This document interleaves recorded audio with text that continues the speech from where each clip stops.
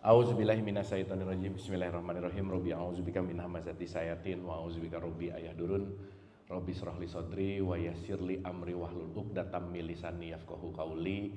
Assalamualaikum warahmatullahi wabarakatuh. Alhamdulillahirabbil alamin. Segala puja-puji milik Allah Subhanahu wa taala yang atas rahmat karunia kasih sayangnya. Alhamdulillah ibu-ibu yang dirahmati oleh Allah, pagi hari ini seperti biasa kita kumpul di kajian anggur kita ini yang senantiasa pagi hari ini kita bisa sama-sama belajar, membuka pikiran, membuka hati kita dan tidak pernah bosan. Bahwa saya bicara di sini juga di disclaimer ya, bahwa bukan mau ceramah, bukan mau mentausiahi, tetapi kita sama-sama belajar dan semua hashtag kita adalah semua guru dan semua murid gitu. Setuju? Setuju ya? Oke. Salawat serta salam juga kita lupakan, kita sampaikan kepada seluruh nabi dan rasul, wabil khusus baginda besar kita Rasulullah Muhammad sallallahu alaihi wasallam, kepada para sahabat-sahabatnya, tabiin, pemuka-pemuka agama, wali-wali Allah, pejuang-pejuang bangsa dan senantiasa sampai kepada kita sampai akhir zaman. Amin, amin ya Allah ya rabbal alamin. Ibu-ibu sehat ya semua ya? Alhamdulillah. Alhamdulillah pada pagi hari ini kita kembali berkontemplasi bersama lagi, belajar bersama lagi, kita sama-sama menghening lagi. Dan sebelum mulai ada baiknya supaya pikirannya nggak kemana-mana ya. Kan badannya bisa ada di sini, tapi pikirannya ada di PIM lah, di sensi lah gitu ya.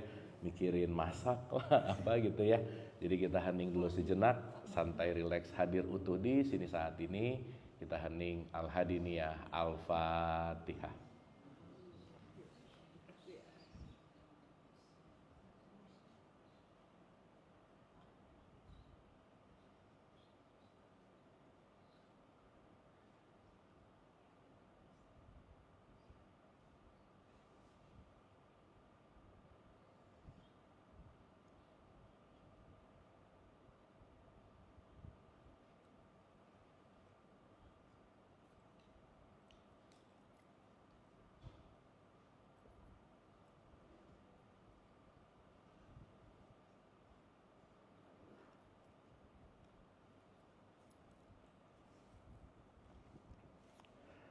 Amin, amin, amin ya Allah ya rabbal alamin. Hatur nuhun, terima kasih senantiasa kita udah hadir utuh di sini saat ini untuk siap sama-sama belajar, sama-sama meniti ke dalam diri, sama-sama berkontemplasi yang selalu ya ibu-ibu, bahwa kita datang ke sini memang hanya mau dapat informasi, tapi yang terpenting informasi itu ditransformasikan menjadi pengalaman. Maka yang terpenting bukan banyaknya informasi, tetapi bagaimana kita melakukan atau mengaplikasikan. Knowledge is power, tapi application is superpower gitu ya. Jadi kalau knowledge-nya banyak tapi nggak ada aplikasi juga pasti problemnya muter-muter di situ-situ lagi gitulah kira-kira. Oke, hari ini mungkin saya mau ngebuka dari Q&A, karena kan kita udah beberapa pertemuan teoritikal. Pembahasan kita terakhir masih ingat nggak ibu-ibu? Wah, gawat. Ingat ya, terakhir kita bicara tentang belenggu ya. Nah, saya aja masih ingat Bu ya. Tentang belenggu, kita bicara tentang konteks belenggu, kita bicara dalam konteks keterpisahan. Hari ini mungkin kita akan detailkan, tapi akan asik kalau misalnya kita mulai dari Q&A. Siapa tahu ada satu atau dua pertanyaan yang mendasari dari beberapa pertemuan, karena pertanyaan itu mewakilkan sebuah pemahaman gitu ya. Karena siapa tahu nanti udah dibahas panjang lebar tapi ternyata ada bahasan-bahasan yang penting didetailkan gitu. Mangga silakan, ada any question? Ada pertanyaan dulu? Sangat open, boleh. Ini kalau nggak ada pertanyaan berarti udah oke semua ya. Ada pertanyaan kah? Ya.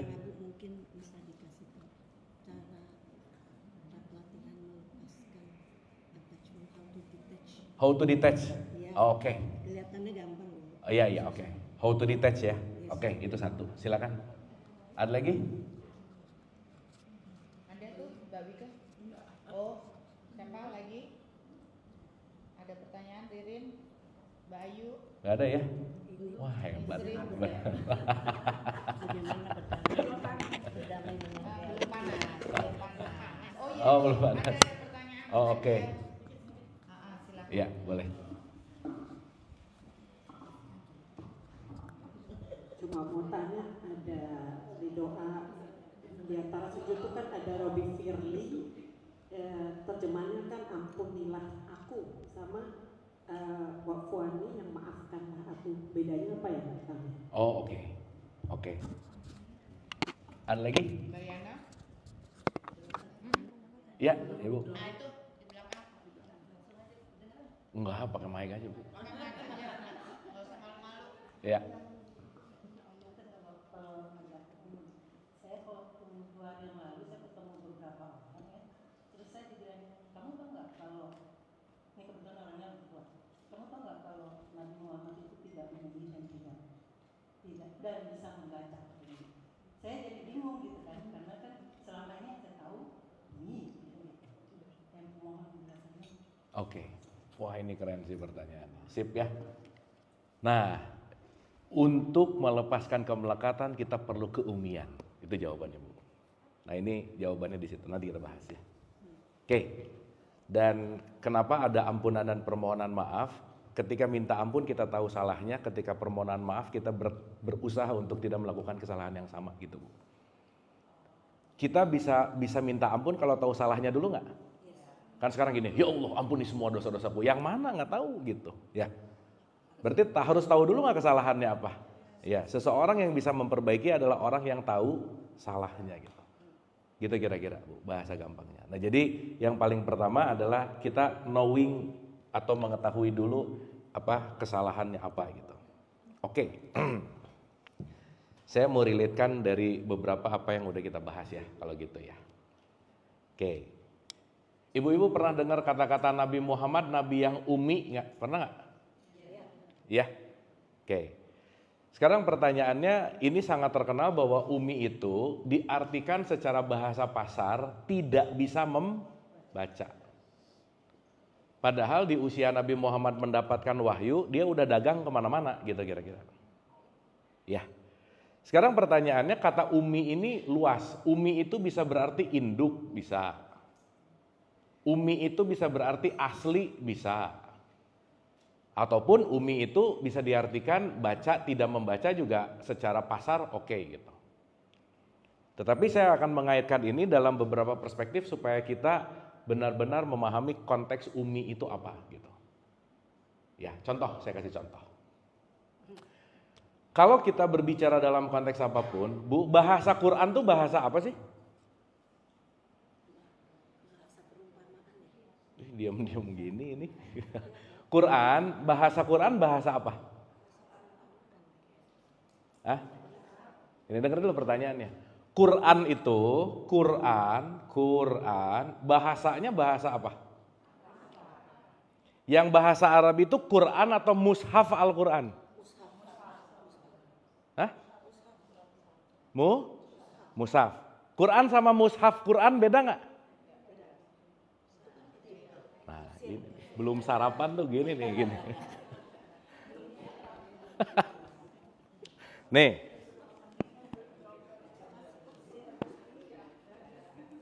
Ini saya lagi pegang apa nih?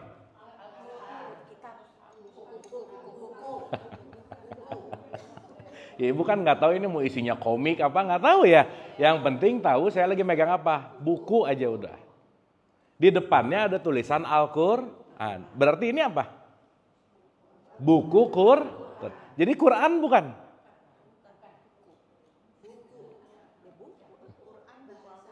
Nah, ini dulu nih. Berarti kita harus ngerti ini.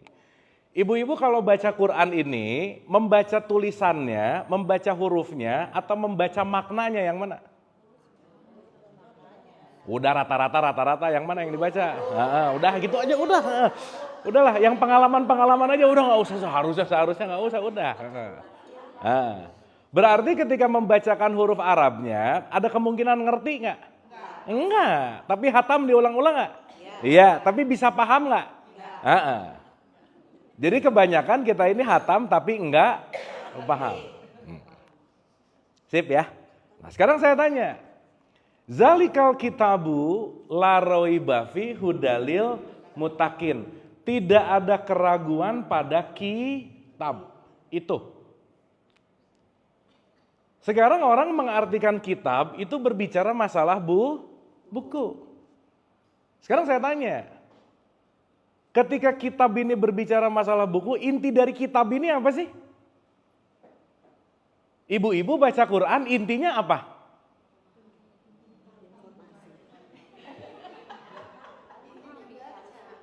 Iya, kita ngebaca ini, tujuan baca ini apa sih? Hah? Oke. Wah, ini gawat gini nih. Gini. Quran itu kan fungsi, betul nggak? Fungsi Quran untuk apa? Hadza baso iruli nas wa huda wa rahmatul liqaumi yuqinun 45 ayat 20. Al-Quran adalah pedoman. Betul? Berarti mau baca ini mau dapat apa? Pedoman, mau dapat petunjuk. Sekarang saya tanya, kalau baca Quran niatnya dapat petunjuk, plus harus ngerti nggak kira-kira? Berarti kalau sekarang cuma baca nggak ngerti, niatnya dapat petunjuk nggak? Enggak, niatnya cari pahala. Nggak salah juga sih, tapi nggak lengkap gitu. Bu, saya mohon maaf ya. Ada nggak orang rajin baca Quran tapi korupsi? Ada nggak? Jangan banyak, nggak enak. Ada. Padahal di Quran berbuat jahat disuruh nggak? Enggak. Julid sama orang disuruh nggak? Ngegosip orang disuruh nggak? Tapi ada nggak pengajian rajin, baca Quran rajin, ngegosip rajin juga ada nggak? Oh, balancing, bagus sih. Oke, bagus. Nah, sekarang saya tanya, berarti jangan-jangan kita kehilangan fungsi Quran karena terlalu sibuk dengan bukunya. Betul nggak? Yang disibukin cara bacanya benar atau salah. Bunyinya bagus enggak, itu benar penting. Tapi sekarang mau bunyinya bagus, cara bahasanya iya, inti dari Quran adalah membuat dirimu lebih mendekat kepada Allah, titik, udah gitu aja. Berarti output dari Quran perilaku nggak? Yes. Jadi ini resep bukan? Iya, sok ibu-ibu mau masak, resepnya dibaca terus. Resep pisang goreng, tepung, telur, terigu, pisang. Tepung, telur, terigu, pisang. Pisang goreng jadi nggak? Enggak, orang resepnya dibaca mulu. Betul nggak? Sampai sini oke? Sampai sini oke? Oke, pelan-pelan ya. Pelan-pelan. Ini good question, kita perlu pembahasan. Karena nanti kita akan kaitkan dengan ini gitu. Karena tadi ada pertanyaannya bagus banget. Gimana cara detachment? Detachment caranya adalah menjadi manusia umi.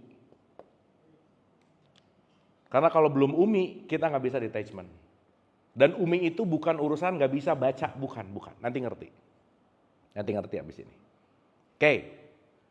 Sampai sini oke? Oke? Sekali lagi ah. Saya lagi megang apa ini? Mantap. Berarti kalau yang saya lagi pegang ini adalah buku Quran, berarti ada Quran yang sejati nggak? Ada. Apa itu Quran yang sejati? Oke. Nah ini jawabannya abstrak lah semua ya. Sekarang kita bagi dua dulu nih. Kita dalam terminologi simpel aja dulu ya. Supaya nanti ibu-ibu kita bisa ngerjainnya sesuai dengan apa yang seharusnya. Apa yang seyogyanya, itu bahasa paling tepat. Ya, contoh. Quran itu artinya kata-kata dari qoro'a, sesuatu yang bisa dibaca. Anything. Makanya nanti disuruh ikro. Ikro itu artinya observasi. Jadi bukan masalah hear, tapi listen. Beda nggak? Saya dengar dan saya memperhatikan, beda nggak? Nah, observe itu bukan hearing, tetapi listening. Paham? Yes. Ibu-ibu dengar saya ngomong atau memperhatikan saya ngomong, yang mana? Jadi ibu-ibu ngerti ya kenapa saya banyak nanya? Supaya ibu memperhatikan. Karena kalau saya nggak banyak nanya, ibu cuma dengar. Dan kebiasaan pengajian didongengin gitu, dengar doang. Udah bobo didongengin, makin bobo. Akhirnya critical thinkingnya nggak nyala gitu. Akhirnya cuma tahu dongeng, pokoknya katanya. Sehingga tidak menumbuhkan tingkat berpikir. Karena nanti kita ngerti bahwa kontekstual inti dari manusia itu adalah penggunaan akalnya. Akal itu nanti ada kaitannya sama proses berpikir. Sok saya nanya, ibu-ibu sering berpikir nggak? Oh enggak. Berpikir itu kita menggunakan pikiran. Yang kita sering itu bukan kita menggunakan pikiran. Pikiran menggunakan kita. Makanya sering overthinking. Betul nggak? Makanya orang yang jarang berpikir pasti menilai. Jadi kalau orang udah ngejudgment, ngejudge aja kerjaannya, itu salah. Itu pasti dia orang jarang berpikir. Maka kelemahan orang berpikir adalah sering menilai. Berarti kalau kita betah menilai orang lain, udah pasti jarang berpikir, udah pasti akalnya nggak dipakai. Dan jangan lupa ada satu statement, kita itu adalah hayawan natikun, hewan yang berpikir. Berarti kalau berpikirnya nggak dipakai, kita tinggal apa? Nah gitu. Makanya di surat 7179 kan jelas, udah pendengaran gak dipakai, penglihatan gak dipakai, pikiran gak dipakai. Terus kamu bedanya sama binatang ternak apa sih gitu? Surat 179. Sok dibacain, bagus nih ayatnya. Ada yang bawa Quran gak? Tolong dibacain. Oh ini bagus nih. Surat 179. 7 itu Al-A'raf. 179.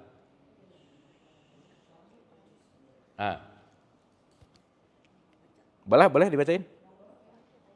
179. Sungguh Kami benar-benar telah menciptakan banyak dari kalangan jin dan manusia untuk masuk neraka. Terus? Karena kesesatan mereka. Mereka memiliki hati yang tidak mereka pergunakan. Iya. Memahami ayat-ayat Allah. Mereka punya hati nggak dipakai untuk memahami ayat-ayat Allah. Terus? Dan memiliki mata yang tidak mereka pergunakan untuk melihat. Mereka punya penglihatan nggak dipakai. Terus? Serta memiliki telinga yang tidak mereka pergunakan untuk mendengarkan. Pendengarannya nggak dipakai. Betul nggak? Lanjut. Mereka seperti hewan ternak. Mereka seperti apa? Jadi ibu-ibu maaf ya, kita tuh jadi manusia nggak usah terlalu sombong-sombong amat sih, karena kita sama simpanse beda 1% doang, gitu. Selesai. Kita kurang 1,23% simpanse aja. Karena secara genom cuma beda segitu. Nah, salah satu perbedaannya karena kita dianugerahi akal. Berarti perilaku simpanse ada di kita nggak? Ada, maka kita semua punya reptilian brain. Survival mode. Maka kalau urusannya cuma makan, minum, reproduksi. Makan, minum, reproduksi. Nah, udah, ini nggak dipakai nih. Makanya kita dikasih limbic, emotion. Kita dikasih neocortex. Untuk apa? Critical thinking. Jadi kalau critical thinking sama emotion yang nggak dilatih, nggak jauh beda. Apa bedanya kamu sama binatang ternak? Maka hidup itu bukan hanya untuk berkembang biak, tapi juga berkembang baik gitu Bu. Konteksnya adalah penggunaan akal. Berarti kalau penggunaan akal dipakai berpikir nggak? Dipakai berpikir. Nah sekarang saya nanya lagi, jadi ibu-ibu sering berpikir nggak?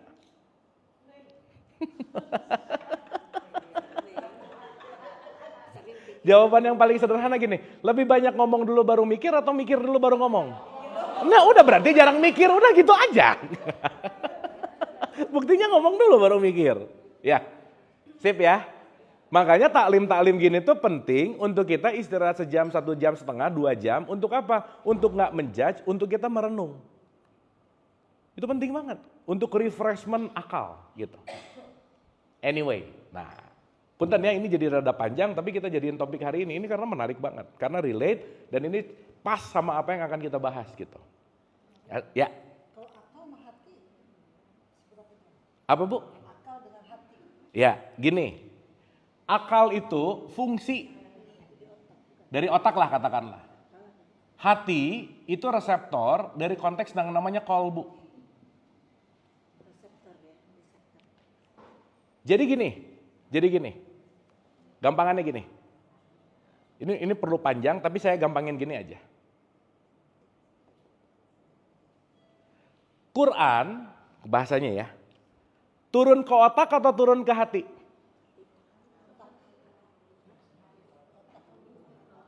Gini. Nabi Muhammad dulu begitu dapat Quran, buku turun nggak dari langit? Buk, gitu nggak? Enggak. Tapi gimana proses dia dapat Quran? Ya gimana prosesnya?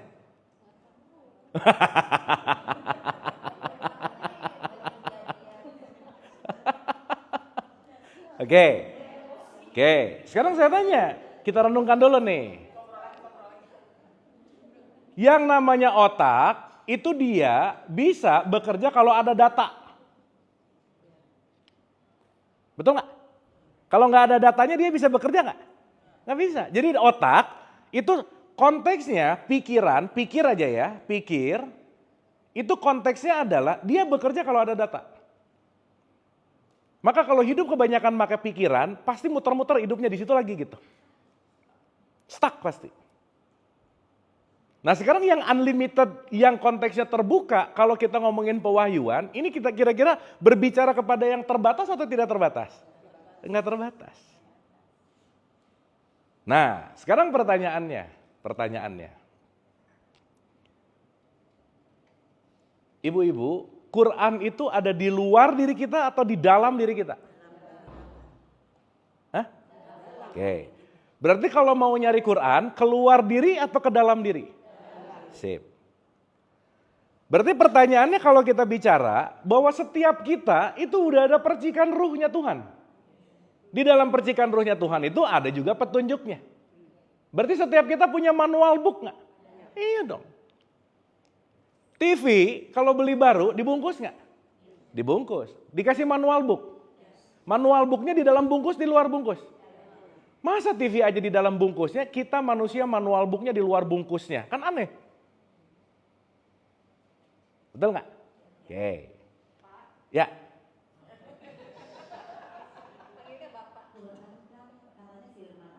Iya. Iya, kan nanti saya mau masuk ke situ bentar lagi. Tenang.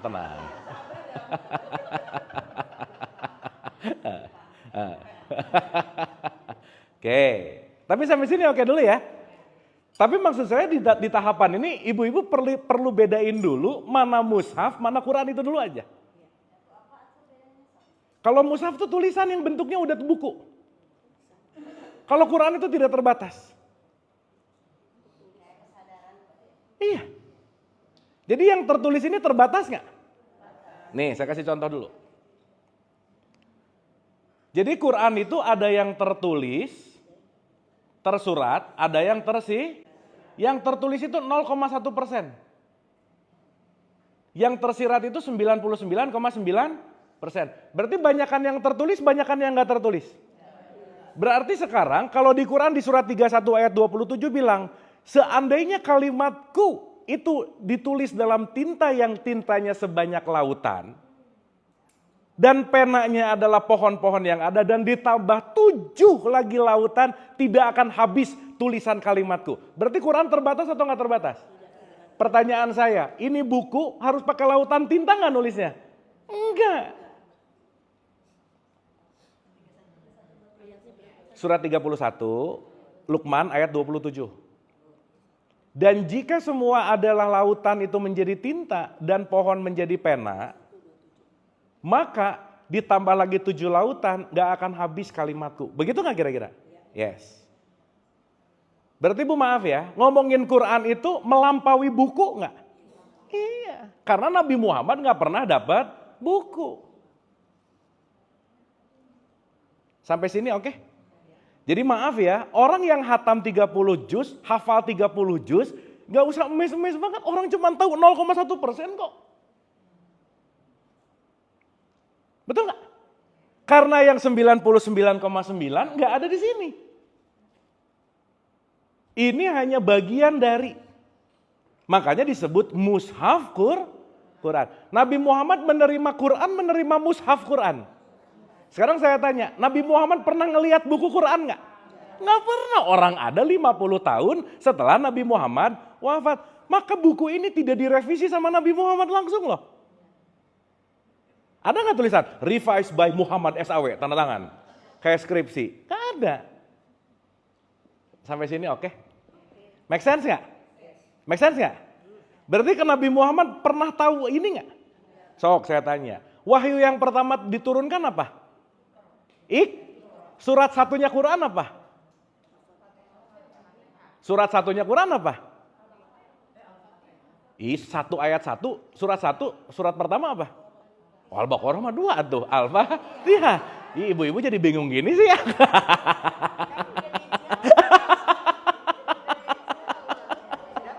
Loh, sekarang saya tanya, kenapa surat satunya nggak Iqra coba? Betul nggak? Tapi surat satu di sini adalah Alfa. Kenapa? Nah, ini kalau ditanya gini jawabannya paling simpel. Wallahu alam bisawab. Udah gitu. Sip ya, udah ya. Itu pancingan-pancingan supaya kita kebuka dulu sedikit nih. Nah. Nanti saya kembali ke Ibu tentang kolbu. Sekarang saya tanya, kita renungan. Ulang ya, ulang. Pokoknya di tahapan ini ibu-ibu ngerti dulu bahwa ada mushaf Quran, ada Quran sejati. Sekarang saya tanya, maaf. Quran itu pedoman buat siapa? Untuk orang Islam bukan? Hah?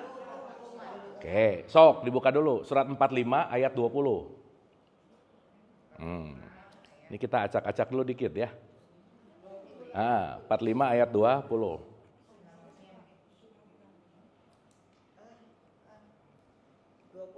Ya. Ada? Hadza basoiruli nas. Betul nggak? Pedoman bagi siapa? Oke, sekarang saya tanya. Berarti yang namanya Quran bisa menjadi petunjuk buat siapa? Kalau yang namanya manusia berarti agamanya bisa beda nggak? Berarti Quran pedoman untuk orang Konghucu? Untuk orang Tao? Karena siapapun itu adalah Sekarang saya tanya, kalau ibu-ibu ke tetangga yang agamanya Konghucu bilang, kok ini adalah pedoman kamu, dia terima nggak? Enggak.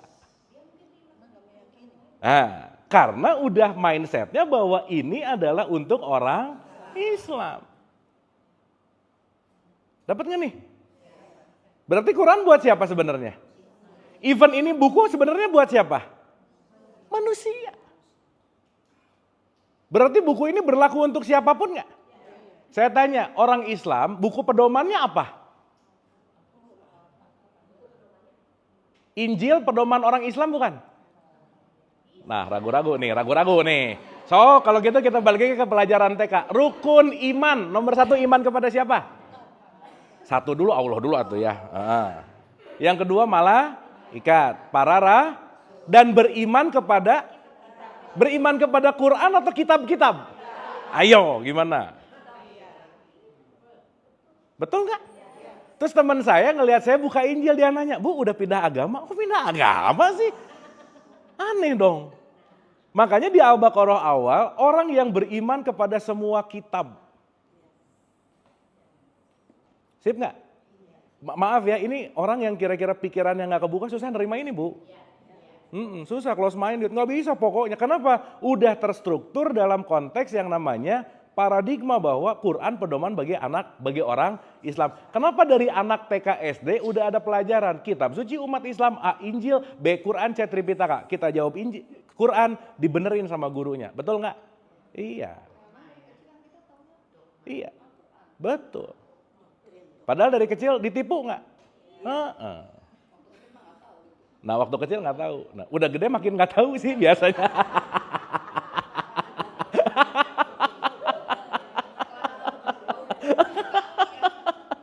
Sip ya?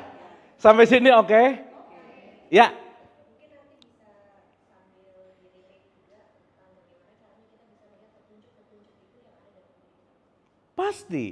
Pasti.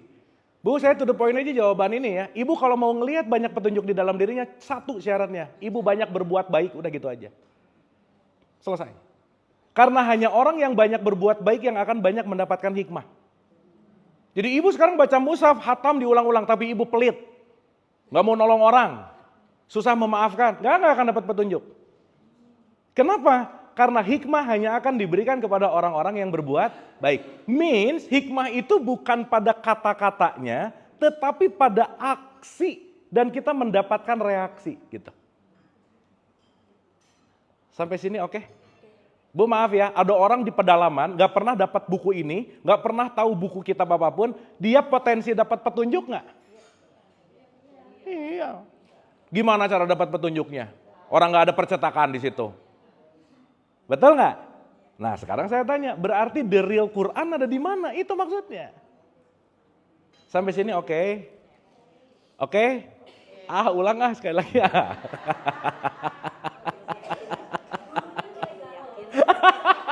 Ini yang galau jadi saya ya. Yang galau ini tuh senyum-senyum tuh ngerti apa bingung gitu. Jadi saya lagi pegang apa? Berarti ini Quran bukan? Iya, tapi mushafnya.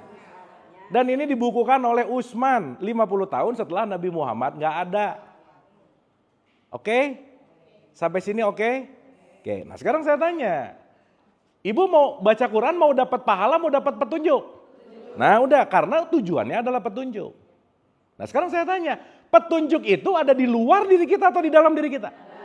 Berarti kalau petunjuk di dalam diri kita, buku ini hanya pemancing untuk masuk ke dalam. Oke? Ini adalah jalan untuk kita masuk ke dalam diri kita. Karena petunjuk sejatinya tidak pernah di luar, tapi ada di dalam. Sampai sini clear? Sampai sini clear? Oke. Mundur dikit. Mundur ya. Tapi sampai sini dapat sesuatu nggak nih? Sampai sini seenggaknya kita ngerti. Nggak usah gimana-gimana sama orang karena tiap orang mendapatkan petunjuknya masing-masing. Jadi nggak usah ngerasa aku tuh pengajian lebih sering mendapat petunjuk lebih banyak. Belum tentu. Bu maaf ya. Apakah orang yang sering membaca kitab ini pasti mendapat banyak petunjuk daripada orang yang nggak baca? Belum tentu. Orang Nabi Muhammad gak pernah baca Quran kok. Betul gak?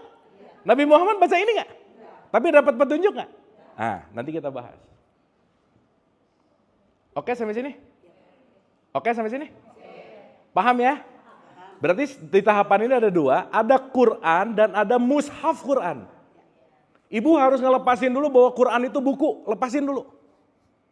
Bahwa Quran itu bukan buku. Yang buku itu mushaf Quran. Berarti Quran yang memadat namanya kitab Quran. Makanya maaf ya, ngaji ulang ini diulang-ulang tetap aja perilaku nggak berubah. Kenapa? Karena core-nya bukan di bukunya. Sampai sini oke? Oke? Paham? Paham nggak ini? Oke, ya. We'll see ya, we'll see. Dah, saya mau ke pertanyaan ibu tadi. Oke. Quran itu kan bahasa Allah, betul nggak? Sekarang pertanyaannya, percikan ruhnya Allah di dalam diri kita namanya ruh. Berarti sebetulnya ketika percikannya udah ada di dalam diri kita adalah ruh yang dikasih kemasan jasad. Berarti sebetulnya kita satu paket sama petunjuknya nggak? Iya. Berarti pertanyaannya, kalau kita mau mendapatkan petunjuk, kita melampaui jasad, melampaui jiwa, masuk ke dalam kesadaran rohani. Maka mencari Quran sejati adalah melampaui, meniti ke dalam diri kita yang sejati. Maka di dalam jiwa ada 3, perasaan, pikiran, emosi. Kalau kita masih pakai perasaan, pikiran, dan emosi, itu ada di wilayah akal. Ini masih ada di wilayah quote and quote otak. Maka lampaui jiwa, kamu akan bertemu dirimu yang sejati. Berarti pertanyaannya, yang membuat bisik pikiran, perasaan, emosi apa? Dengerin dulu pertanyaannya. Yang membuat bisik pikiran, perasaan, emosi apa? Ibu-ibu pikirannya keganggu, perasaannya keganggu, emosinya keganggu gara-gara apa? Hah? Ibu-ibu kalau ada orang gini jadi pengen ikut gitu. Tetangga beli ini jadi pengen, ini jadi pengen. Gara-gara apa? Bukan, adanya panca indera.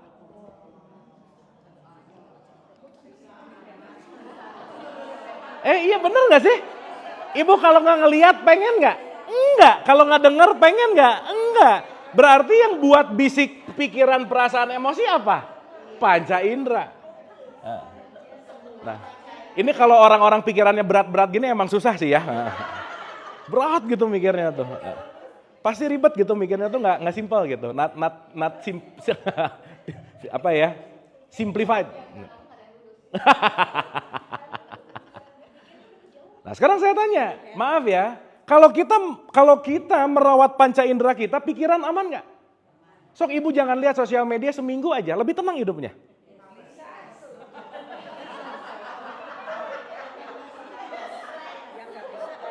Berarti jangan-jangan aku ini dan lain-lain ketika saya kerja ngelihat teman yang lagi liburan stres, gua harus kerja dia liburan enak banget, kayaknya duitnya dapat korupsi, jadi mikir macam-macam.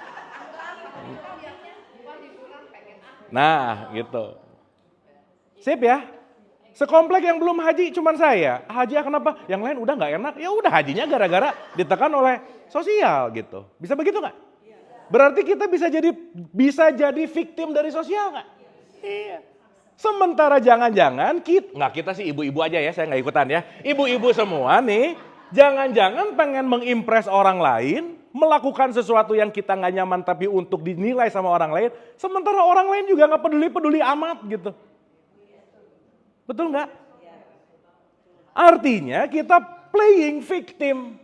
Kenapa? Karena kita not changing paradigm. Sampai sini oke? Oke? Dah, runtutan ya. Runtutan nih. Ulang. Jasad itu dia punya panca indera. Ada penglihatan, ada pendengaran. Jadi ibu dengar pakai apa? Hah? Ini saya lagi megang apa? Oke, jadi dengar pakai kuping atau pakai pendengaran? Nah, bingung lagi. Dengerin dulu. Ini ada kuping, ada mata. Emang ibu ngelihat pakai mata? Enggak, mata itu hanya instrumen lihat. Betul nggak?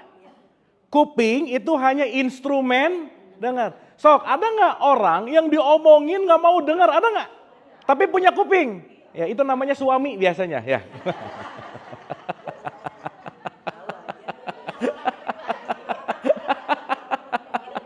Ya, mewakili.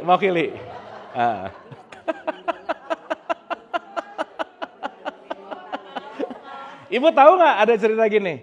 Kalau orang minta maaf gara-gara dia nggak salah, orang minta maaf gara-gara dia salah, berarti dia jujur, betul nggak?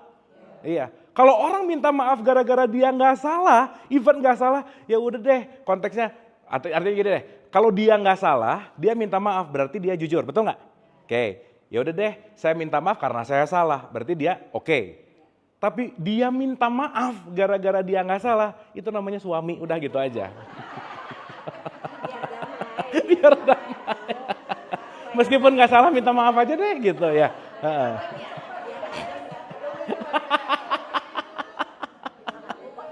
Ya udah cukup ya. Jadi kuping buat denger nggak? Instrumen. Jadi daya dengarnya ada di mana? Di jiwa nih. Oke sampai sini? Nah, to the point ya, to the point.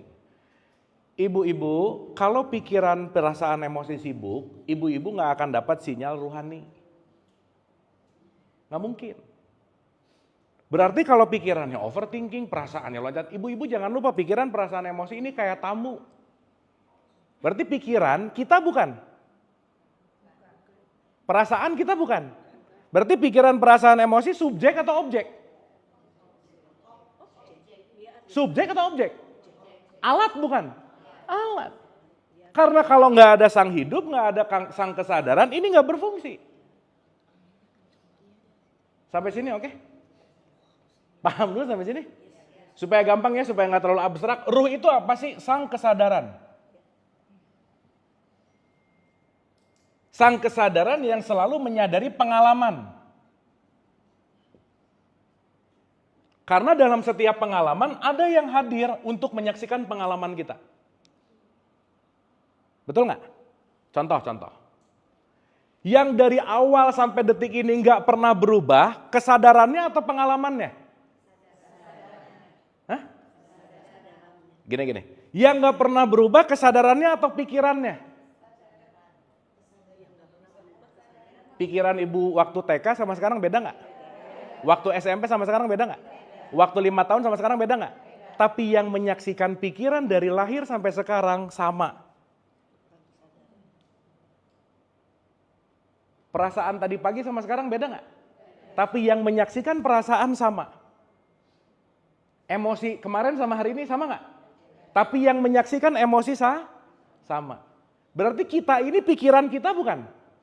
Bukan. Pikiran alatku. Maka sering disebut pikiranku. Berarti kalau pikiranku ada pikiran dan ku. Berarti ada ku-nya nggak? Berarti ku yang sejati kita siapa? Kesadaran. Kesadaran ini dari mulai kita lahir sampai detik ini dia selalu ada. Contoh. Ini agak susah dikit ya, tapi once ngerti ini 80% masalah hilang aja. Karena 20%-nya respon. Saya kasih contoh. Ibu-ibu kalau tidur sadar nggak?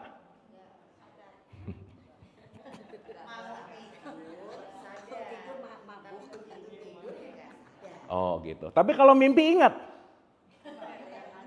Nah, siapa yang nonton mimpi siapa? Nah mulai ini. Atau gini deh saya tanya, ibu-ibu sekarang lagi sadar nggak? Oh, atau lagi bangun? Wah, bangun belum tentu sadar. Ibu-ibu maaf ya, orang yang bangun dan tidak sadar itu namanya zombie. Dan lebih dari 98% manusia yang hidup di muka bumi sekarang adalah zombie. Dia bangun tapi dia nggak sadar. Kenapa? Dia bangun tapi dia dikontrol oleh program, dari bangun sampai tidur lagi banyak hal yang gak baru dalam hidupnya. Ayo kejadian gak? Kita semua hanya dikontrol oleh program. Programnya apa? Kebiasaan. Bangun begitu, habis gitu begini, pokoknya jam segini begini, udah diulang jadi agenda gitu. Nyadar-nyadar pas mau tidur lagi gak ada yang berubah dalam keseharian itu gitu. Betul nggak? Makanya nanti Nabi Muhammad ngomong gini Bu, kalian semua itu tidur dan kalian akan bangun ketika kalian udah mati, dia bilang. Sekarang tidur. Buktinya ada P dicoret masih parkir. Betul nggak? Buktinya lampu merah dilanggar. Buktinya buang sampah di tempatnya, di mana aja. Itu orang sadar, orang yang bobo. Betul gak? Jadi nanti kita ngerti kita ini lagi bangun tapi belum tentu sadar. Karena jangan-jangan bangunnya kita saat ini masih dikuasai oleh program. Ibu kalau ngelihat sesuatu langsung judgement, itu program loh. Jelek banget, bagus, jelek. Itu program semua. Dan itu tidak melalui tahapan berpikir. Jadi pikiran kita tuh banyak nganggurnya Bu.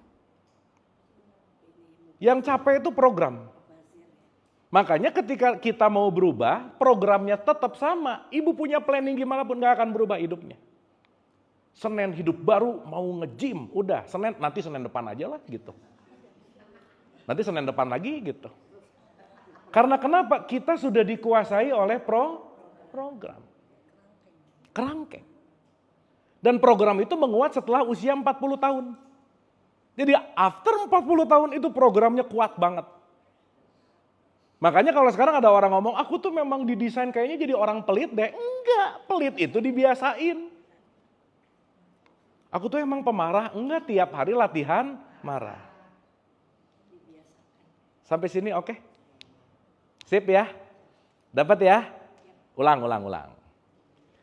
Jadi yang membuat gaduh, ibu-ibu saya gampangin ya, pikiran, perasaan, emosi namanya manas. Manas itu jiwa, manas itu nafs, sama aja. Kesadaran keilahian namanya Isa. Makanya Isa itu sering dieratkan kaitannya dengan Rohul Kudus. Makanya ada manas dan Isa, makanya jadi manusia. To the point ya, berarti diri kita yang sejati yang selalu eksis yang Isa atau yang manas? Yang Isa.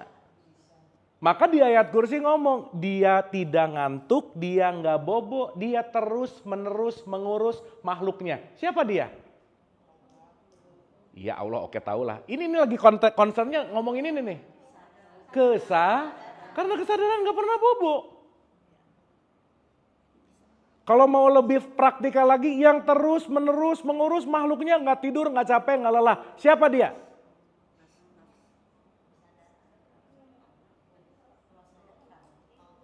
Dengerin dulu pertanyaannya. Ibu-ibu, yang ibu-ibu mau lagi ngapain, mau gimana, mau bobo, mau bangun, dia tetap setia hadir siapa? Nafas. Maka orang yang memperhatikan napas, dia akan memperhatikan kesadaran.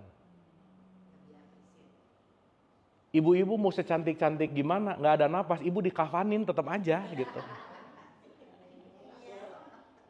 Betul nggak? Mau punya rumah 7, Lamborghini 7, nggak punya napas, nggak bisa apa-apa. Tapi napas yang paling jarang disyukuri loh. Take it for granted gitu. Begitu udah mulai bengek, nah mulai aduh ini napas. Ternyata yang dibutuhkan jangan-jangan cuma ini loh. Jadi artinya apa? Kita terlalu sibuk jauh keluar, yang paling dekat nggak pernah dikasih terima kasih misalnya. Nggak pernah disyukuri misalnya. Karena tanpa napas, we are nothing anyway. Berarti napas sang hidup nggak? Maka dia yang akan terus menerus mengurus makhluknya, nggak tidur, nggak lelah. Karena kenapa? Ya dia adalah bagian dari kasih sayangnya gitu. Makanya Bu, maaf ya, semua metodologi apapun mau masuk kesadaran, pasti melalui metodologi napas. Dan semua sistem struktur tubuh kita, itu urusannya apa? Ibu marah pertama kali yang keganggu apa? Napas. Jadi 5 menit aja ibu marah. Sel imun tubuh kita shutdown 6 jam. Adrenal naik, kortisol turun, stres hormon keluar.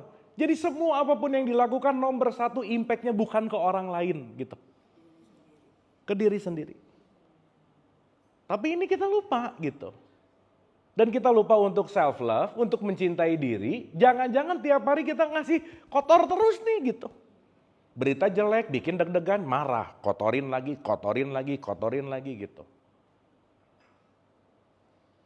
Makanya kitab suci tertua yang langsung dibikin sama Tuhan ya tubuh ini.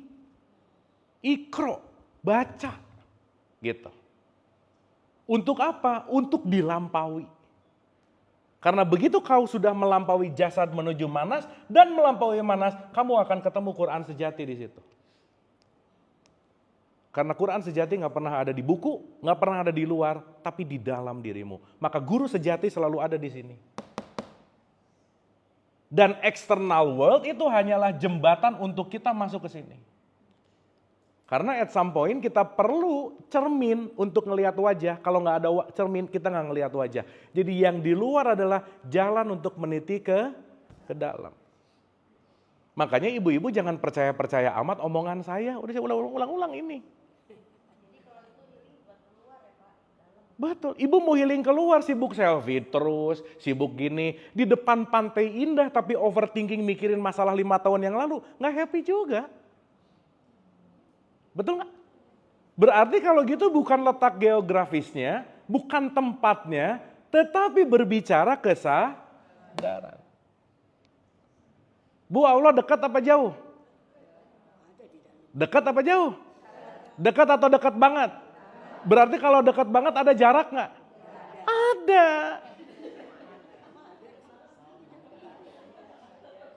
Tapi jaraknya bukan jarak geografis. Contoh, ada suami istri duduk barengan nih di sini. Barengan segini nih jaraknya, dekat nggak? Tapi suaminya nge-WhatsApp siapa, istrinya nge-WhatsApp siapa, jadi jauh nggak? Nah gitu maksudnya. Jadi mau jaraknya 1 senti tapi kesadarannya nggak hadir utuh di sini, jauh. Berarti jaraknya bukan jarak geografis tapi jarak kesadaran. Ibu kalau lagi fokus ke saya di belakang ada dinosaurus, ibu nggak akan Betul nggak? Berarti something exists adalah sesuatu yang aku fokus.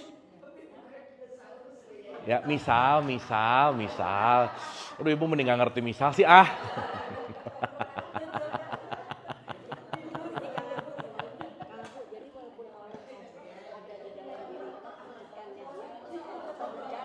Iya. Ibu ini bagus pertanyaannya. Allah meskipun di sini tapi kita nggak sadar Allah di sini, ya kita nyari keluar terus lah. Ya sama kayak tadi, kayaknya nggak sadar ada istrinya di situ. Kenapa dia lagi sibuk sama handphonenya? Ada loh dari tadi, nyari barang lah. Mana ya? Di sini taunya kacamata. Betul? Aki-aki. Ini juga gitu sih. Ini oke nggak nih sampai sini? Ya.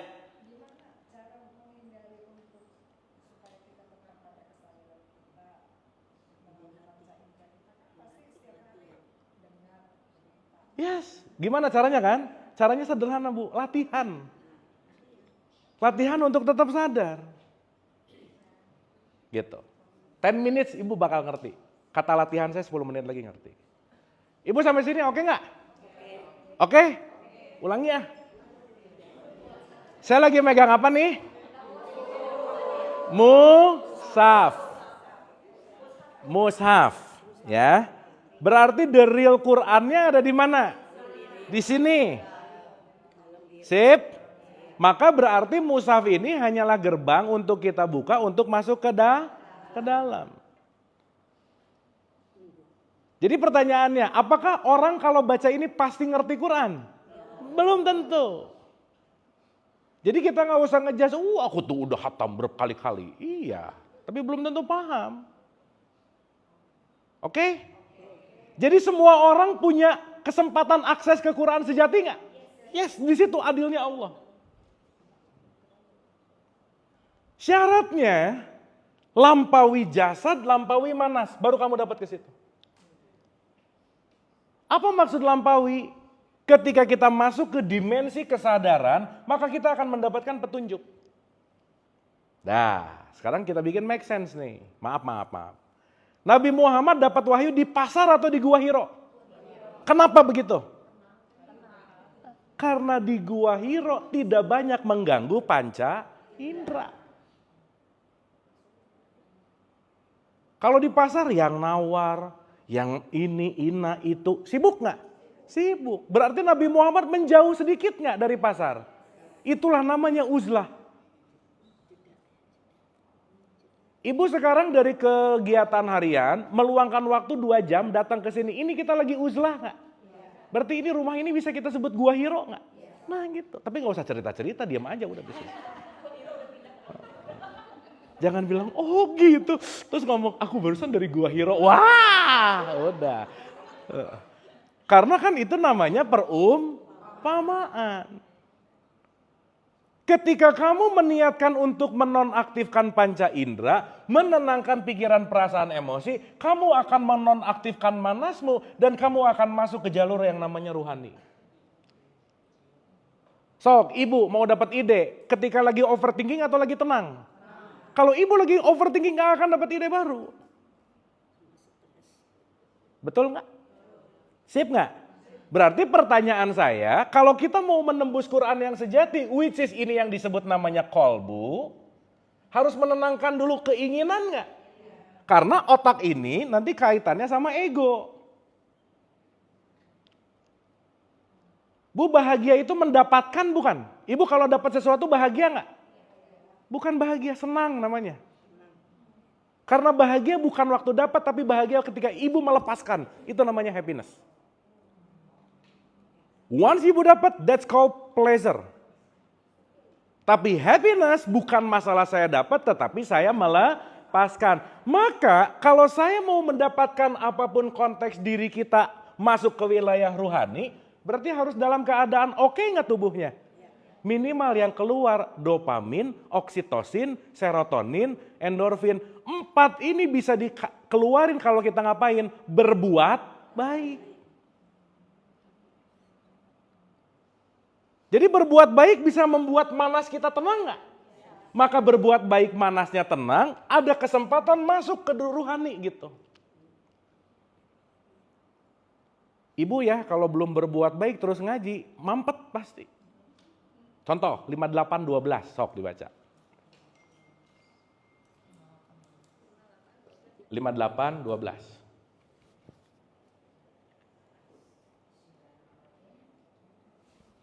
Wahai orang-orang yang beriman. Tahan, wahai orang-orang yang apa? Beriman. Berarti di situ yang beriman tuh yang mana? Gini aja deh, ibu-ibu beriman nggak? Oh, insya Allah. Ya udah, jawabnya masing-masing aja sih. Beriman itu means ada knowledge, ada kesadaran, itu beriman. Oke? Wahai orang-orang beriman, lanjut. Apabila kamu mengadakan pembicaraan khusus dengan Rasul. Kalau kamu mau mengadakan pembicaraan khusus dengan Rasul, Bu, kalau zaman itu orang mau ngobrol khusus sama Nabi Muhammad, kira-kira mau ngapain? Mau belajar pasti, betul nggak? Nah, bertanya. Jadi kalau kamu mau mengadakan khusus pembicaraan khusus dengan Rasul, lanjut Bu. Hendaklah kamu mengeluarkan sedekah. Suruh apa? Jadi kalau mau belajar, kamu sedekah dulu. Kenapa? Supaya manasnya nggak ribet gitu loh. Sok ibu sebelum ngaji, berbuat baik dulu. Waktu ngaji gampang ngerti. Kenapa? Nggak kepikiran apa-apa. Jadi kalau orang pelit, pikirannya pusing nggak? Pusing. Makanya takwa nomor 1, bersedekah baik lapang maupun sempit. Kenapa? Kalau kita tidak pandai melepaskan, kita akan megang terus. Sesuatu yang dipegang pasti kepikiran terus. Kepikiran terus ngebuat manasnya jadi gini nih, bergejolak. Sebelum mobilnya Lamborghini tidur nyenyak, udah Lamborghini jam 1 bangun, ada nggak? Ada lagi nggak? Jadi nggak tenang hidupnya. Lagi parkir dilihat, ada nggak? Takut. Oke sampai sini? Ini yang mengeluarkan sedekah kepada orang miskin maksudnya memang kita harus berbuat baik sebelum kita menghadiri. Yes. Kenapa harus berbuat baik? Ya, supaya kalau pas. Awas sih jawabannya supaya dapat pahala. Jangan gitu jawabannya. Jadi fokus. Supaya si manasnya tenang. Ibu kalau lagi berbuat baik happy nggak? Udah otomatis. Sip ya? Sampai sini oke? Sekarang pertanyaannya balik nih. Berarti bahasanya Allah ke kita, pakai apa ngomongnya Bu? Ibu suka ngobrol sama semesta nggak? Suka ngobrol? Semesta ngasih bahasa ke kita melalui apa? Peristiwa. Dan bahasanya Allah itu konteksnya getaran. Karena Allah itu energi, maka dia akan ada vibrasi dan frekuensi. Berarti bahasanya Allah diterima oleh kata-kata atau diterima oleh rasa? Yang menerima rasa otak atau kolbu? Berarti Quran turun ke sini atau ke sini? Ke kolbu. Pak, tadi ruh sama kolbu sama nggak sih? Gimana Bu? Ruh sama kolbu tuh Pak. Ya. Kolbu itu bagian dari manas, Bu. Kolbu itu manasnya. Tetapi kalau kolbunya tenang, manasnya tenang, berarti ini aktif gitu loh Bu. Paham ya? Saya kasih contoh. Ibu kalau nonton bioskop, ibu nonton layar putih nggak dari awal? Iya. Tapi begitu nanti ada adegan, ibu lupa layar putihnya. Karena ibu terganggu oleh film. Gambarannya. Betul nggak? Sekarang saya tanya, waktu filmnya ada ledakan, layar putih hancur nggak? Nah, Berarti ledakan itu ilusif nggak? Iya. Layarnya nggak pernah kenapa-kenapa. Sip ya? Nah, fokus ibu ketika ibu bisa ngelihat layar putih terus, itu berarti kolbunya udah oke. Karena nanti hati itu lapisannya luas. Dari luar namanya solder, nanti masuk ke kolbu, nanti masuk ke fuad, nanti masuk ke sir, ke lub, masuk ke dalam, nanti tembusnya ke sini gitu. Ada lapisan. Karena kita nggak langsung dalam, nggak bisa. Tergantung dari latihan. Tergantung dari latihan. Gini, ibu kalau pengen gak marah, harus latihan gak marah nggak? Iya. Berarti kalau ibu pengen fokus, harus latihan fokus nggak? Iya. Sip ya? Sama aja dengan reprogram. Nah, karena kita udah berprogram. Sip? Sok contoh. Dari tadi kita ngobrol dari jam 10-an, yang fokus tuh nggak lebih dari 8 detik ke sana lagi. 8 detik ke sana lagi. Gitu loh Bu. Betul nggak? Iya. Makanya kalau ibu terlatih fokus, nanti lebih dari 8 detik mulai semenit fokus, 2 menit fokus, 3 menit fokus, lepas. Dan nggak sadly sih emang fakta ya. Orang modern sekarang fokus tuh cuma bisa 8 detik loh. Udah menit ke-5 tangan udah pengen buka sosial media, udah gini nih. Gatel. Udah pengen kesana. Berarti fokus jarang dilatih, betul nggak? Sekarang metodologi terbaik latihan fokus apa? Sholat. Makanya tadi kalau ibu nanya, latihan apa tiap hari yang terbaik untuk begini? Ya sholat namanya. Makanya sholat penting. Karena sholat itu detachment dari outside.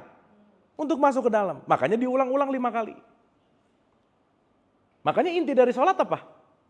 Khusyuk. Inti dari khusyuk apa? Fokus. Kesadaran. Maka output dari sholat, saya sadar bahwa saya ini sang welas asih, maka saya hanya akan memberikan salam kanan, salam kiri, damai ke kanan, damai ke kiri. Jadi kalau orang beres sholat tiba-tiba ngomongin orang lain, berarti sholatnya mabuk gitu. Sebelum zuhur ngegosip, habis zuhur ngegosip. Mabuk gak dia?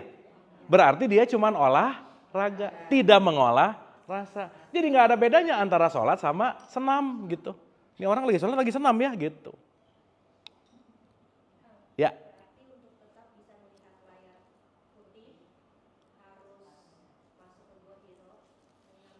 Yes. Berarti sholat itu jalan kita untuk masuk ke gua hiro nggak? Iya, tapi ibu-ibu begitu, Allah, rokaat 2, rokaat 3, belum mikir ini, belum mikir itu. Begitu nggak kejadiannya? Karena nggak terlatih gitu. Karena mindsetnya yang penting ngelakuin ini. Ritualnya. Tapi lupa bahwa sholat itu adalah intimacy. Untuk membuat pikiran, perasaan, emosi si manas tidak bergejolak, tapi dia keep calming. Oke sampai sini? Sip ya? Udah ya? Dapat ya?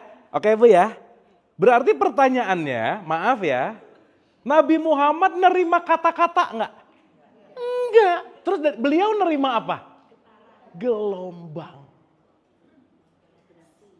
Kalau mau pakai gelombang otak, ada beta, alfa, theta, delta. Ketika di theta masuk ke gamma, inilah enlightenment. Ini cuma sepersekian detik, tapi ibu bisa ngerasain kalau ibu lagi mau nulis buku misalnya. Atau apapun lah dengan pengalamannya masing-masing. Begitu chaos Bu, waktu mau nulis, aduh gak ada ide, santai, relax. Begitu dapat, tak, chaos lagi, off lagi. Berarti pertanyaannya, maaf nih. Jasadnya Nabi Muhammad menuju ke Gua Hiro, tetapi kolbunya menuju ruhani gak kira-kira?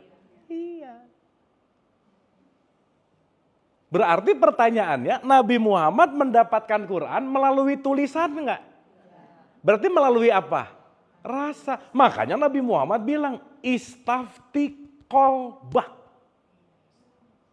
Ikuti kata hati nuranimu. Contoh, 26192, silakan. 26192.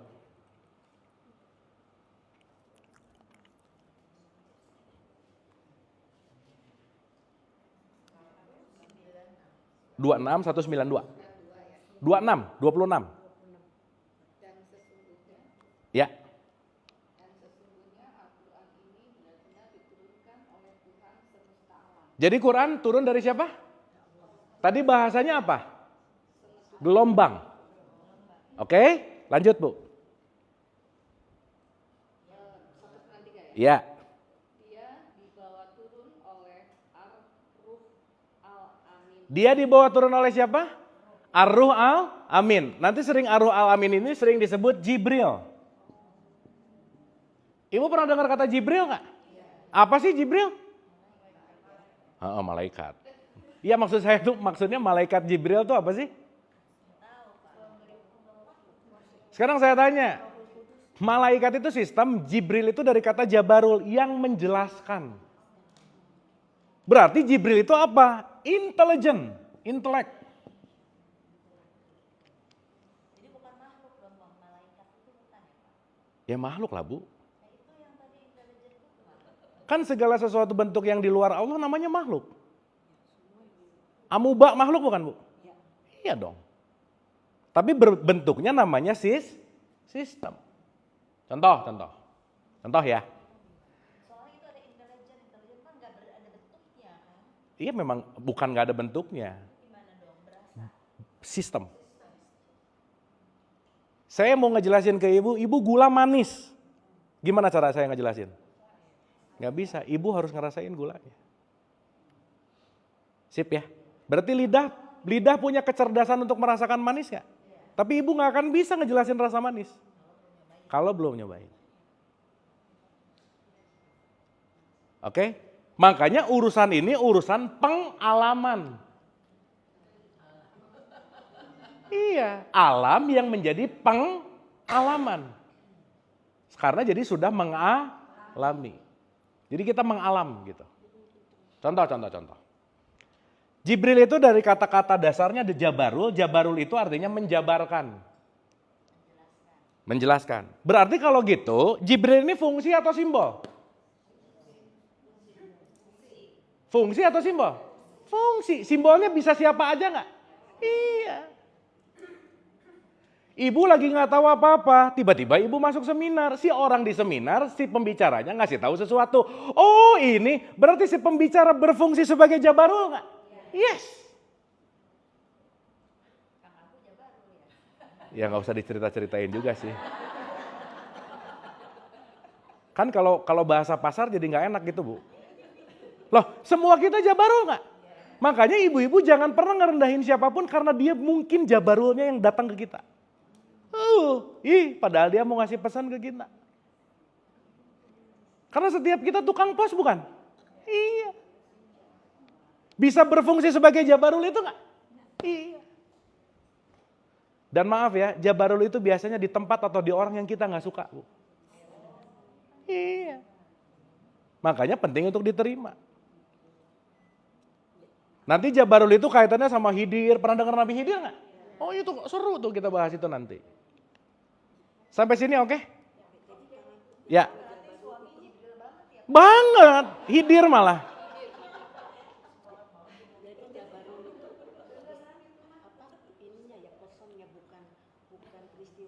Bukan. Jabarul itu functionnya. Bukan personnya, bukan. Berarti siapapun bisa jadi messenger nggak? Yes. Makanya jangan pernah ngerendahin siapa-siapa. Karena bisa jadi ketika kita didatengin sama siapapun itu messenger.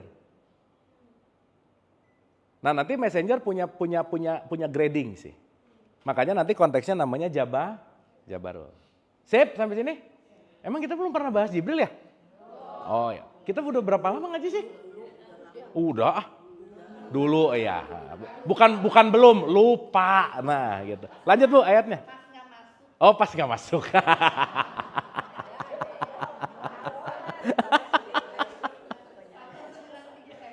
Nih, ini jawabannya ada di sini. Iya. Ke dalam dia dibawa turun oleh Ar-Ruh Al-Amin ke dalam hatimu. Tuh, dia dibawa oleh intelijen ke dalam kolbu. Lanjut. Agar kamu menjadi salah seorang di antara orang-orang yang memberi peringatan. Berarti kalau jiwanya bersih, kolbunya bersih, akses ke rohani oke nggak? Oke. Jadi jangan harap kita bisa dapat kolbunya atau masuk ke ini, kalau nggak bisa jadi orang takwa gitu loh Bu. Jadi begitu kita sedekah, menahan amarah, maafin orang, itu sebetulnya memperbesar akses kita untuk masuk dapetin ini nih gitu. Jadi berbuat baik buat siapa? Buat diri sendiri. Jadi kalau sekarang lagi mumet nggak dapat petunjuk, cek. Jangan-jangan pelit, jangan-jangan relationship nggak bagus sama orang tua, pasangan, orang terdekat. Kenapa? Karena itu yang akan ngerusak dalam tanda petik, mengotori jiwa kita gitu. Make sense nggak? Dah, saya cuma mau ngomong jawaban ini tadinya Bu.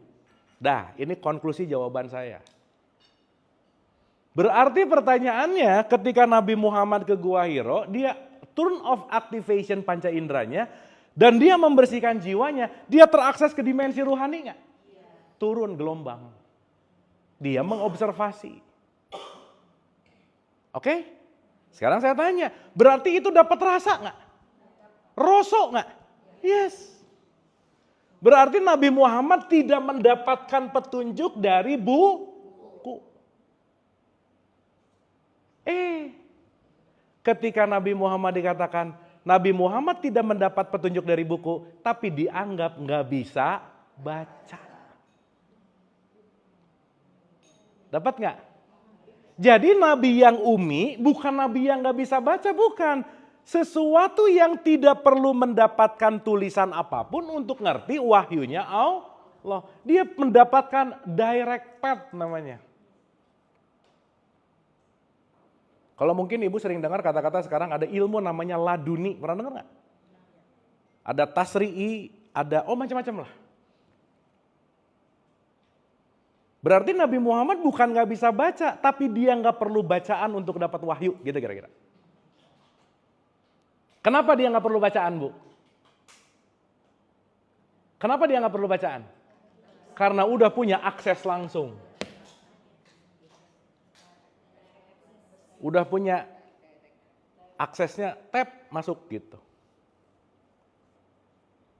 Nah si akses-akses ini biasanya sekarang jadi para mursyid, para guru gitu misalnya.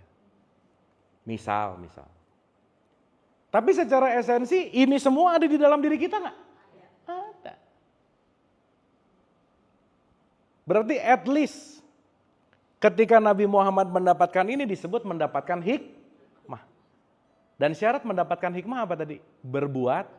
Ibu berbuat baik aja, pelan-pelan nanti ibu diseret ke sini nih.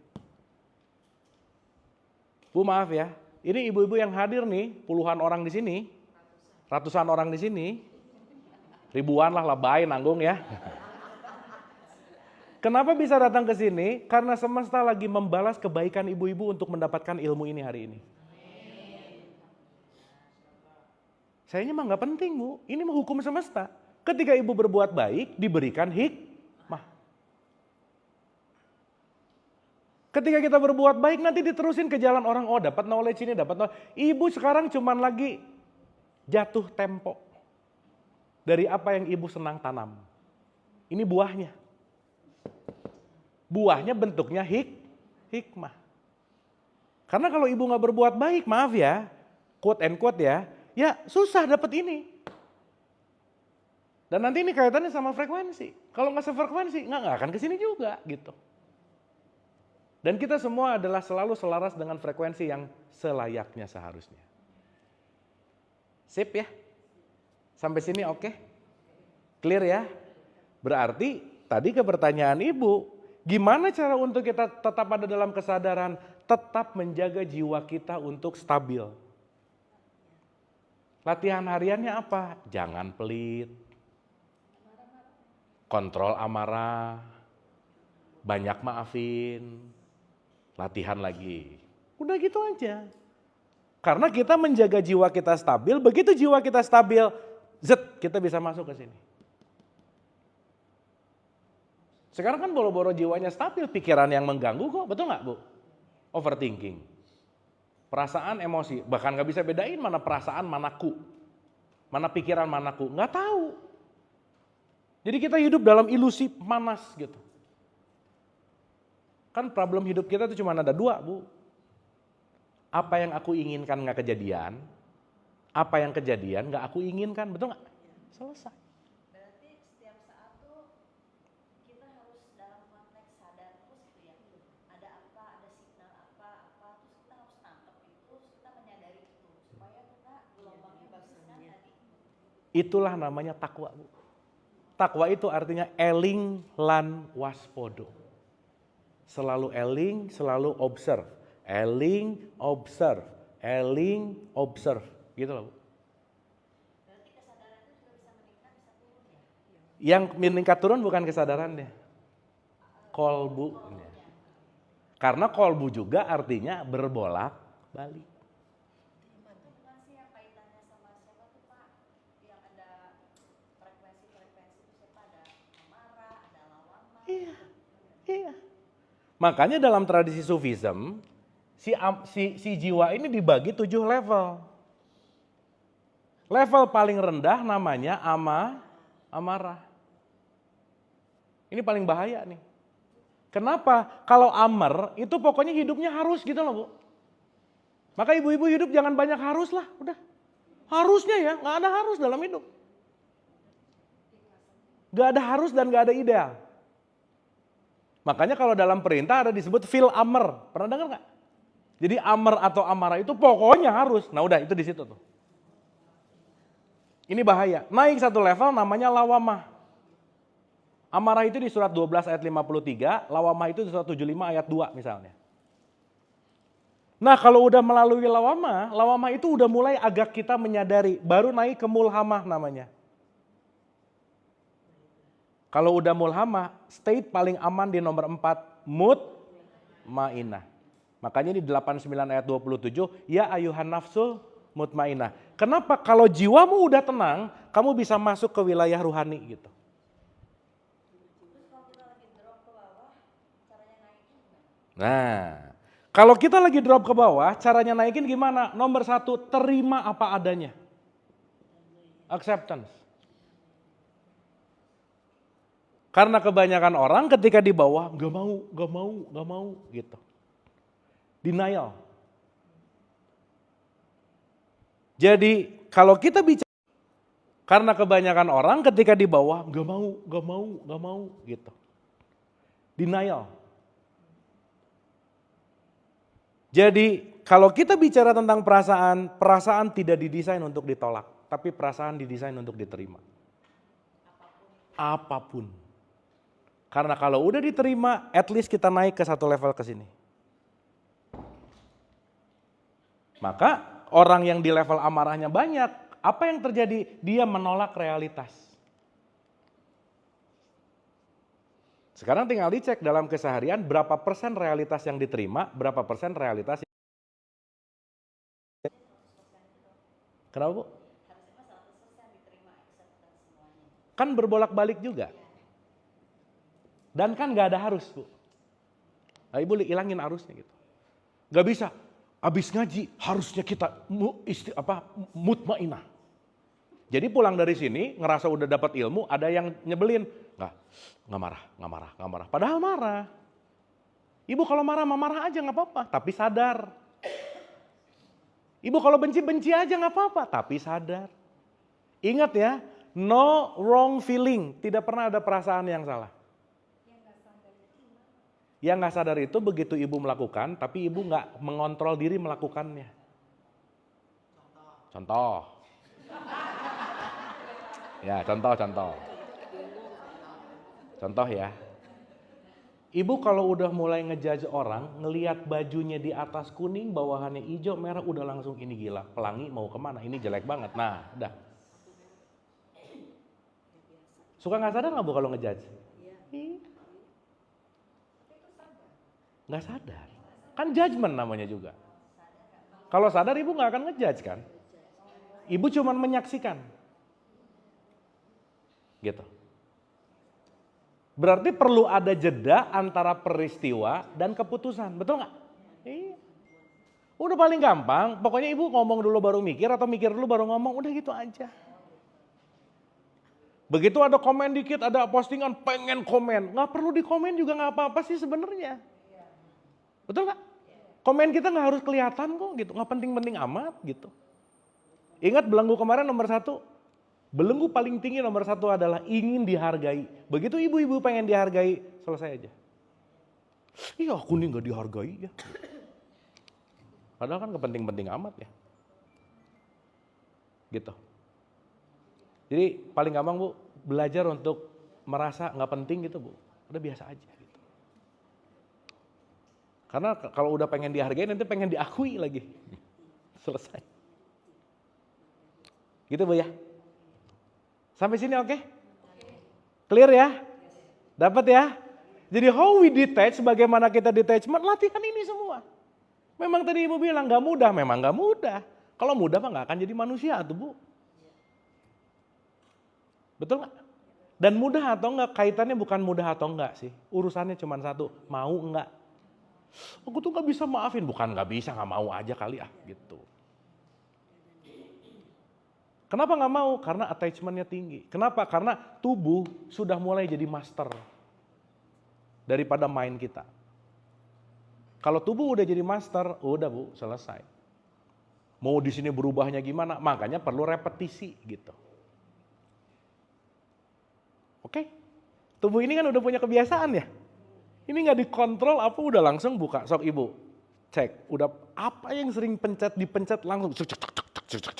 Lagi nyetir, ngobrol, ini nggak ada loh. Kaitan kesadaran lagi nyetir, semuanya emosi loh.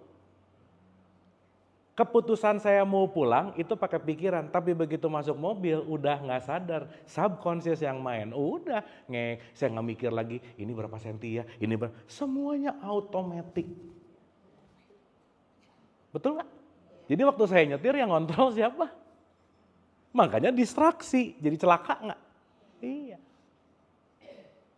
Makanya jangan kebanyakan tubuh ini dikontrol sama autopilotnya gitu loh Bu.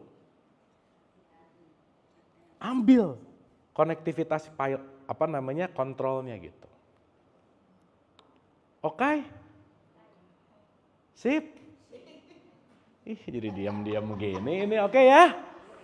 Jadi sekarang saya tanya, maaf ya, berarti kita semua bisa mengakses Quran di sini nggak? Nah gitu, jadi ibu jangan, aduh aku mau apa ya, nggak bisa gini, nggak bisa gitu. Tenang aja. Karena yang bisa mengakses ke sini nggak ada lulusan tertentu, nggak ada. Syaratnya satu, takwa berbuat baik. Karena nanti yang diakses di sini namanya wisdom. Kebijak. Kalau orang udah pakai kesadaran rohani, pasti outputnya bijaksana, clear. Dia nggak main benar salah, tapi outputnya adalah bijaksana. Karena melampaui polaritas. Karena dia masuk ke dalam konteks yang namanya wisdom. Orang yang bijaksana disebut Buddha. Awaken people. Jadi Buddha itu bukan nama orang, bukan. Seseorang yang sedang tercerahkan. Namanya Buddha gitu.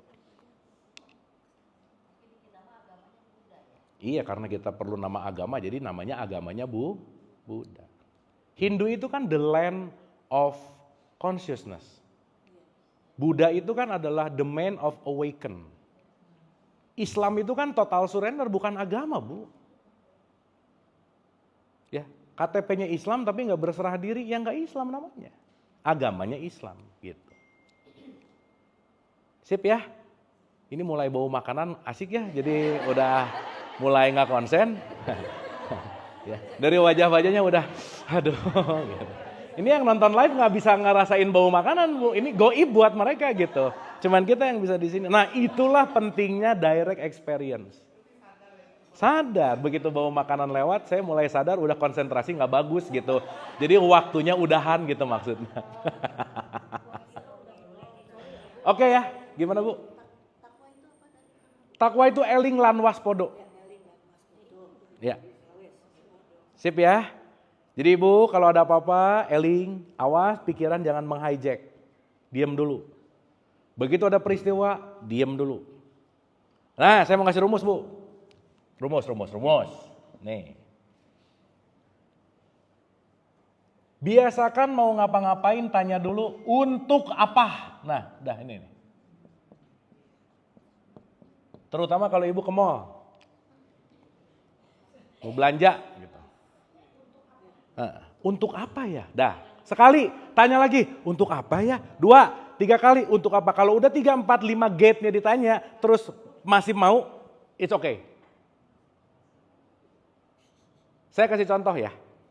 Dalam penelitiannya David Hawkins, ada satu pasiennya, Bu. Ini orang kaya banget, udah beli Ferrari 9. Saya lupa Ferrari atau Lamborghini lah, pokoknya sports car aja. Dia mau beli ke yang ke 9 apa ke 10 gitu, 9 lah. Terus dia nanya, kenapa beli lagi? Nggak tahu, pengen aja. Nah dia datang ke psikiatri. Dok, kenapa ya saya kecanduan beli mobil? Nah, coba kita cek dulu perasaan dasarnya. Coba saya mau nanya, untuk apa? Oh gini dok, dengan mobil mewah, saya merasa dihormati. Berarti pertanyaannya dia butuh mobil atau butuh dihormati? Nah itu masalahnya. Nah,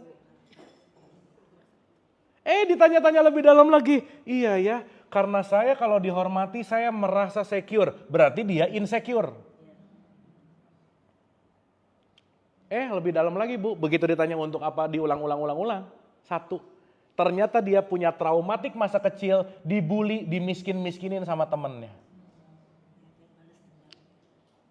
Setelah dia tahu akar dari perasaannya, oh ternyata ini adalah masalah dibully, dia accept, udah gak pengen, semua mobilnya dilepasin, semua sekarang si mobil-mobilnya jadi apa ya, dana untuk sekolah dan seterusnya. Dia jadi filantropi abis itu gitu.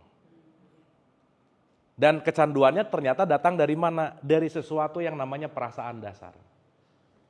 Jadi alih-alih kayaknya aku butuh tas baru deh misal. Jangan-jangan bukan butuh tas baru sih. Jangan-jangan tetangga baru beli, pengen ikutan beli misalnya. Nah, sip ya. Jadi hal yang terpenting untuk latihannya, tanya untuk apa. Oke? Sip? Iya boleh dong.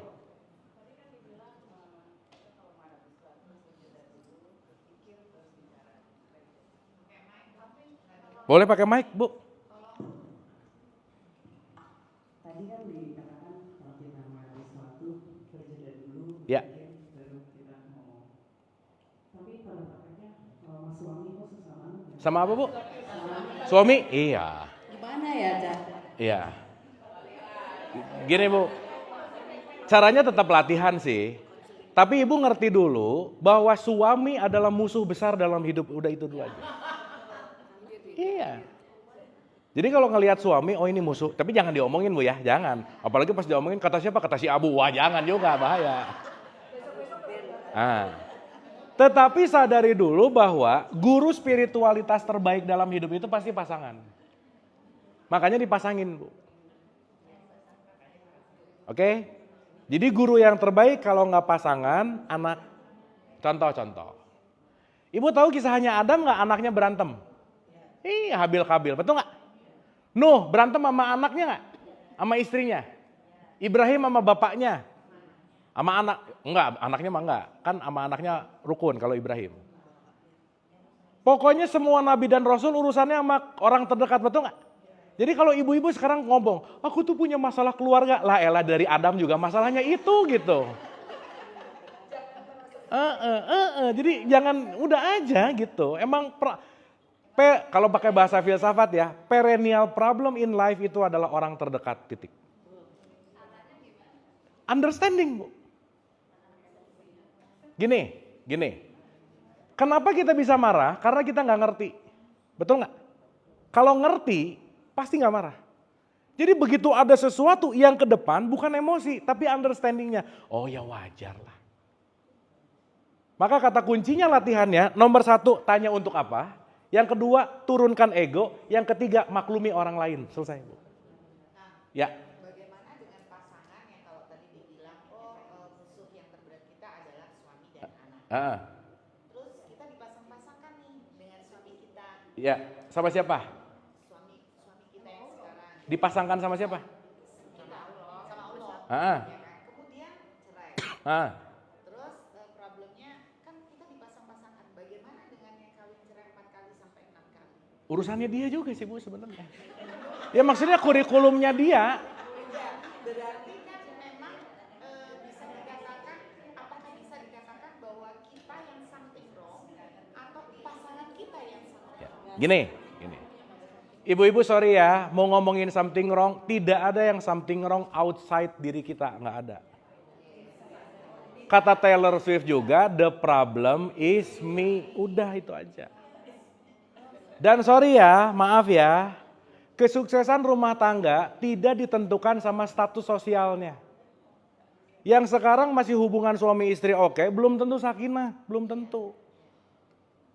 Jadi sekarang hebat ya udah 50 tahun, iya tapi menderita gitu. Belum tentu juga. Gitu.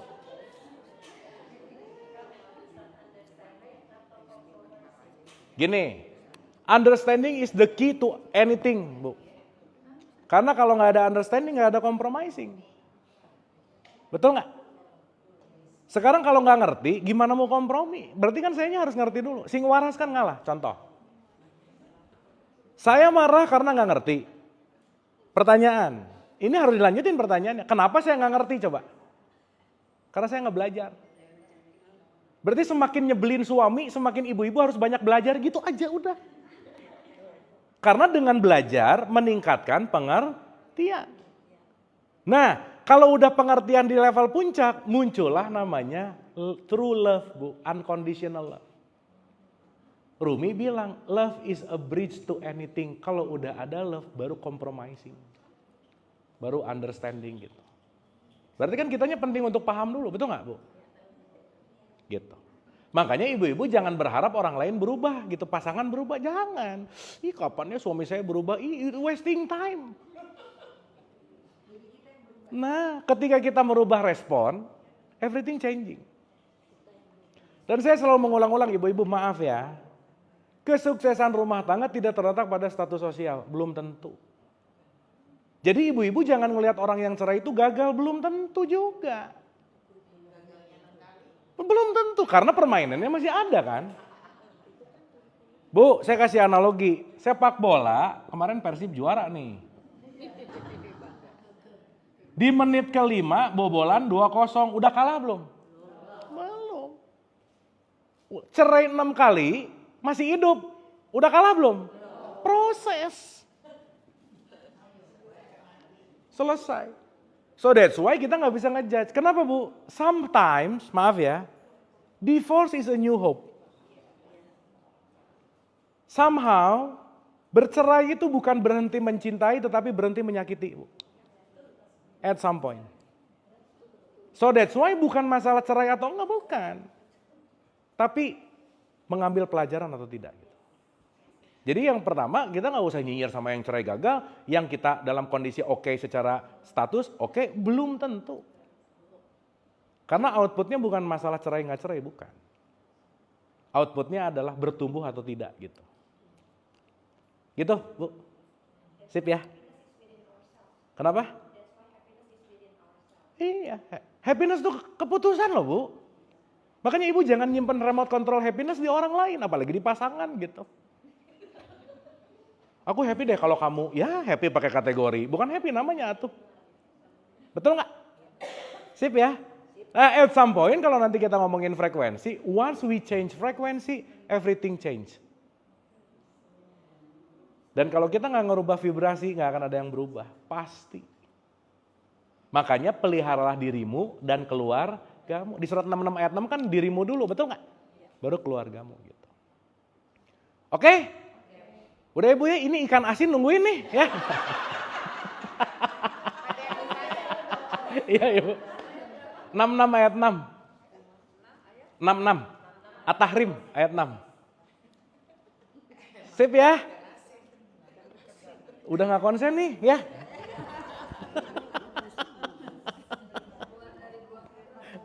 Udah saatnya kita keluar dari Gua Hiro.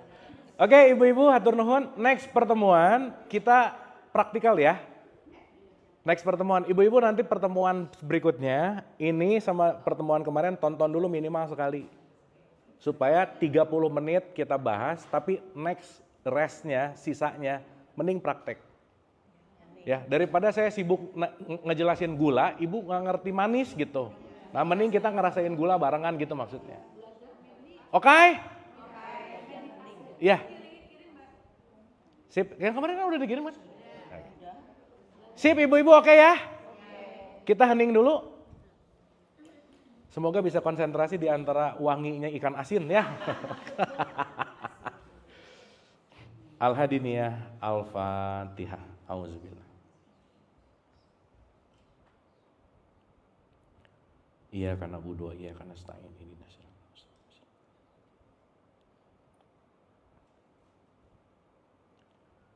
Allahumma rabbighfirli wa liwalidayya warhamhuma kama rabbayani shaghira.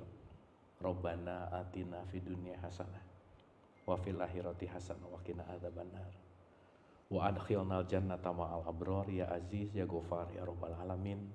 Subhana rabbika rabbil izzati amma yasifun wa salamun alal mursalin walhamdulillahi rabbil alamin.